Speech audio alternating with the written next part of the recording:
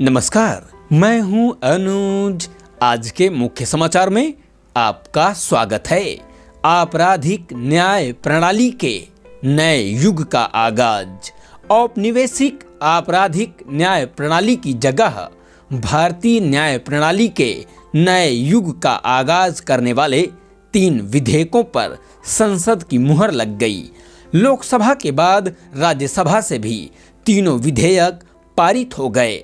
भारतीय न्याय संहिता, भारतीय नागरिक सुरक्षा संहिता और भारतीय साक्ष्य अधिनियम से जुड़े विधेयकों पर चर्चा का जवाब देते हुए गृह मंत्री अमित शाह ने कहा, देश में अब ब्रिटिश संसद द्वारा बनाए गए कानूनों की जगह भारतीयों द्वारा भारतीयों के लिए और भारतीय संसद द्वारा बनाए गए कानून का शासन होगा। 3 विधेयकों के कानून बनने के बाद देश की आपराधिक न्याय प्रणाली में होने वाले परिवर्तन का ब्यौरा देते हुए शाह ने कहा, इन कानूनों में देश की मिट्टी की सुगंध है और इनकी आत्मा पूरी तरह से भारतीय है। इन कानूनों को बनाते समय जहां भारत में हजारों वर्षों के न्याय दर्शन को ध्यान में रखा गया है, वहीं डिजिटल व फॉरेंसिक को स्थान देकर इन्हें वैज्ञानिक व अत्याधुनिक बनाने का भी प्रयास किया गया है। इन कानूनों के लागू होने से आपराधिक न्याय प्रणाली 2 सदियों की छलांग लगाकर 19वीं सदी से सीधे 21वीं सदी में प्रवेश करेगी। उनके अनुसार इन कानूनों की आत्मा भी भारतीय है और शरीर भी भारतीय है और सोच भी भारतीय है।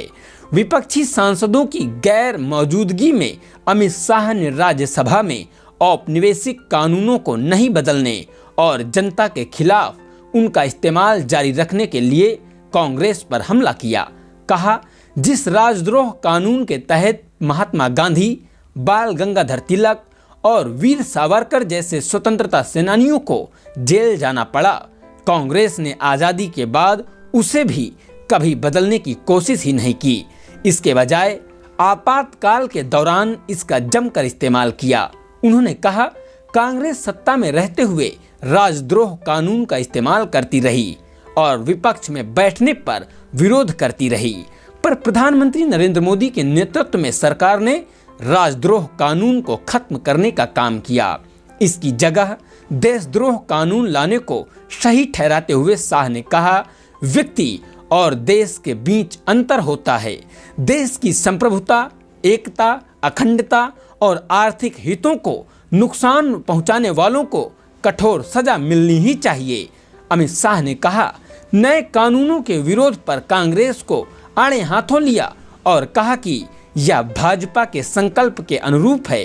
उनके अनुसार कांग्रेस चुनावी घोषणा पत्र जारी कर उसे भूल जाती है, लेकिन भाजपा का इतिहास है कि प्रधानमंत्री मोदी जो बोलते हैं वह करते हैं।